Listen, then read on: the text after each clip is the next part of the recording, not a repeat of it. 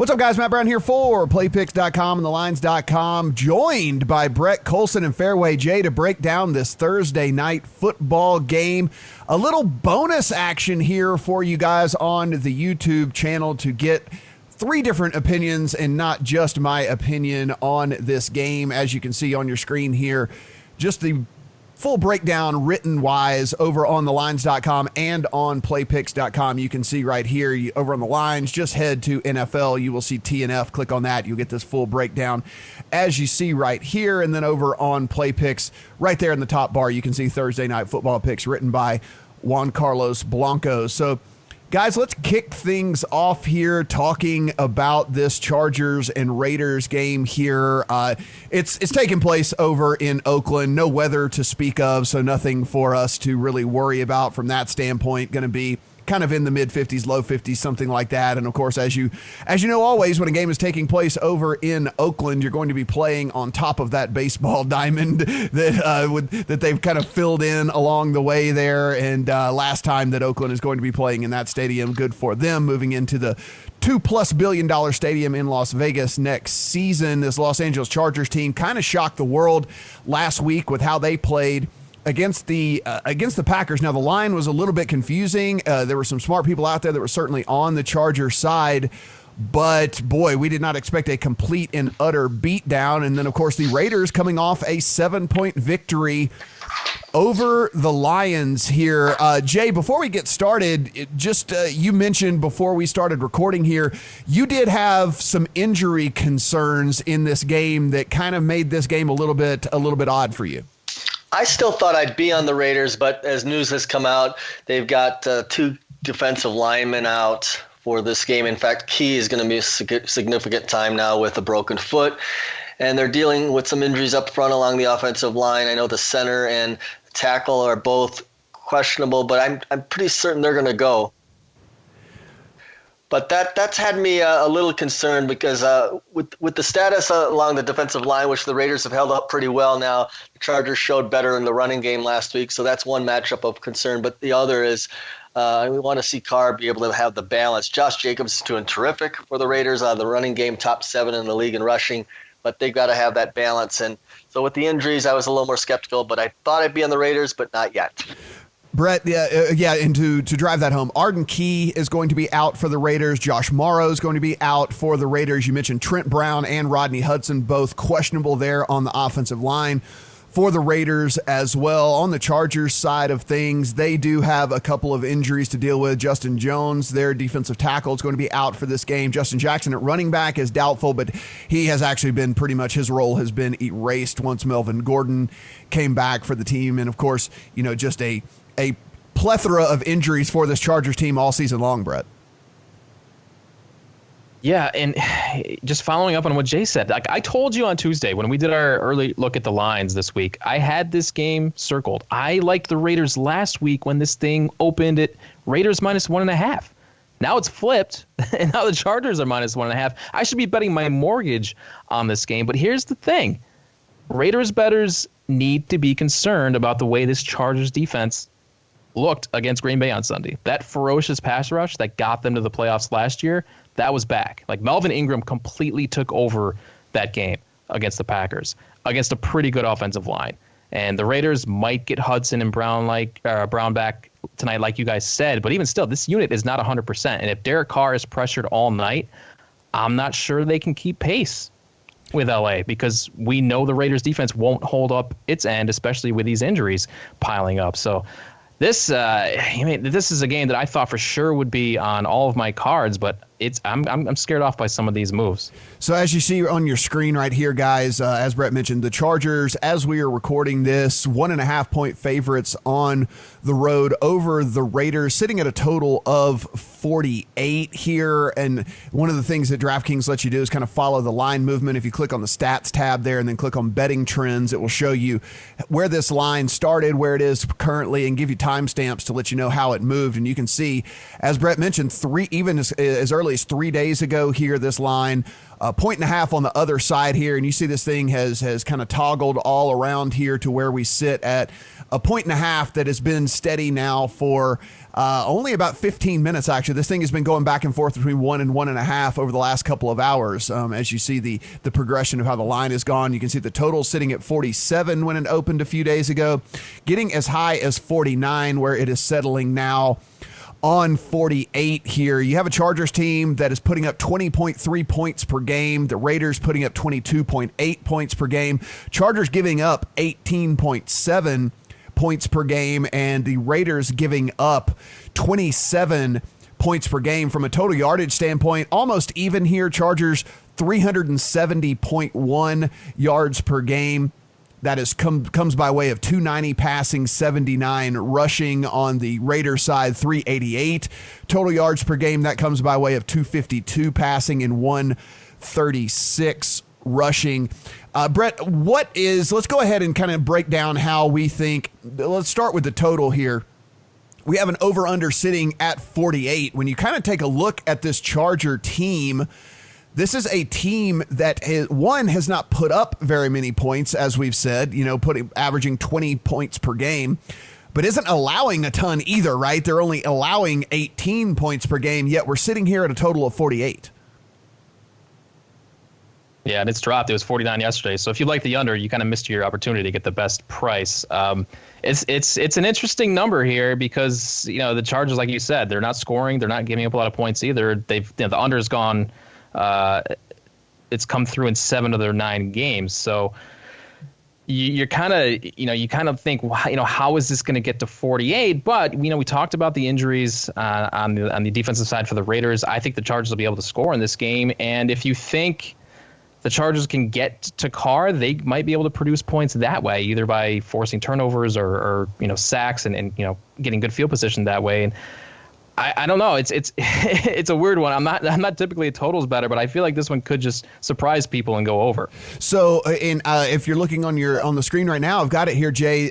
Oakland, kind of shockingly, I don't think a lot of people would realize this. I have a Football Outsiders, the number 5 overall offense as far as DVOA goes at this point in the season, and you actually look here, the number 3 overall pass offense and the number 6 overall rush offense, and not too far down the line here are the Chargers. And despite the fact that they've kind of struggled along the way here, still ranked number 9 overall DVOA as far as offense goes. And so it's pretty interesting. I don't think a lot of people, if you quizzed them as to where the Raiders and the Chargers ended up as far as offensive ratings DVOA, I don't think you would have gotten very many people to tell you that they both are sitting inside the top 9.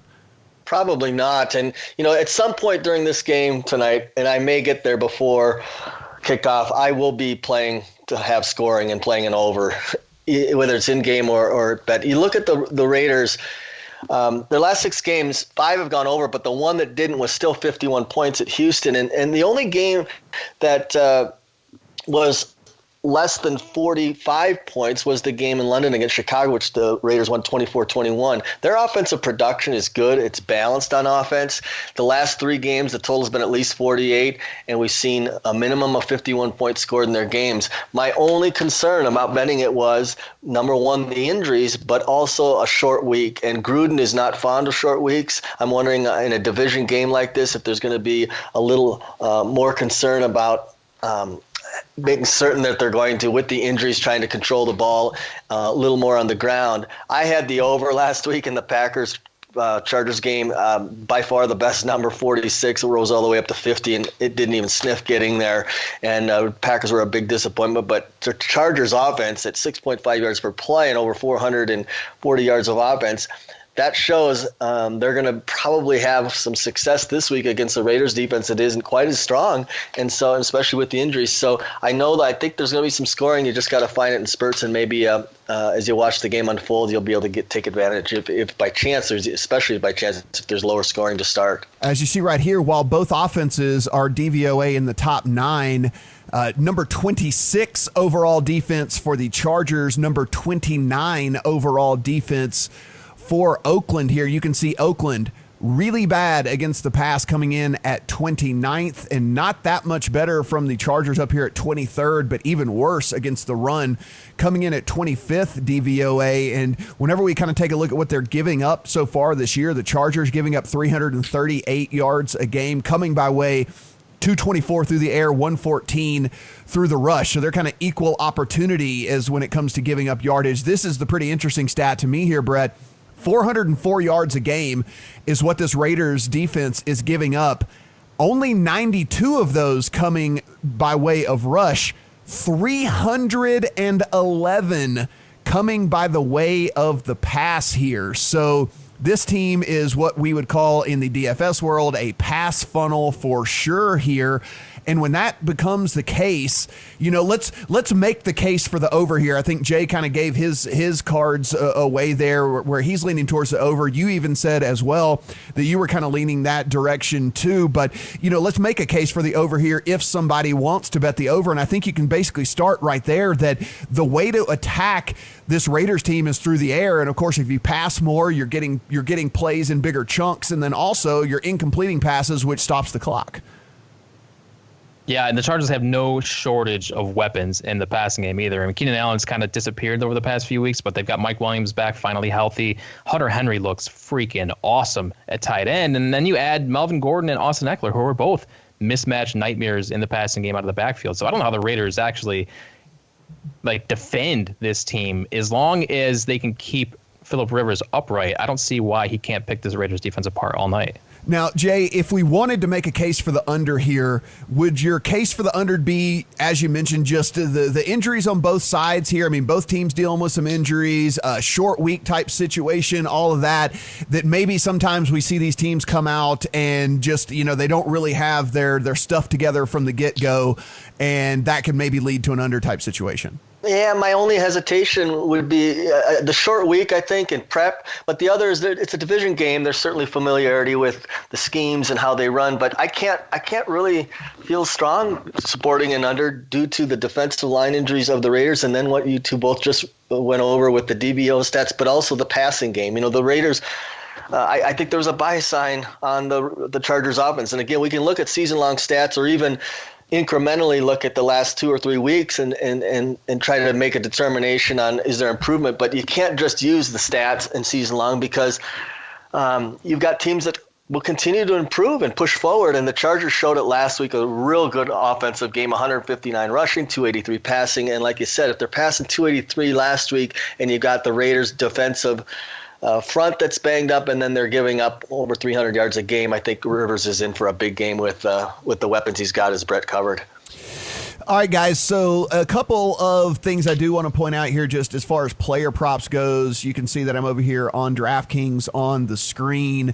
I think one of the more interesting ones here for me is the rushing total here for the Chargers. If we believe, and if we believe that they are going to, if we believe in rational coaching, Brett, Melvin Gordon sitting at 52.5 yards, Austin Eckler sitting at 22.5 yards. If we believe in rational coaching, and the easiest way to get after these Oakland Raiders is through the air, and they're only giving up 92 rush yards a game as it is anyway.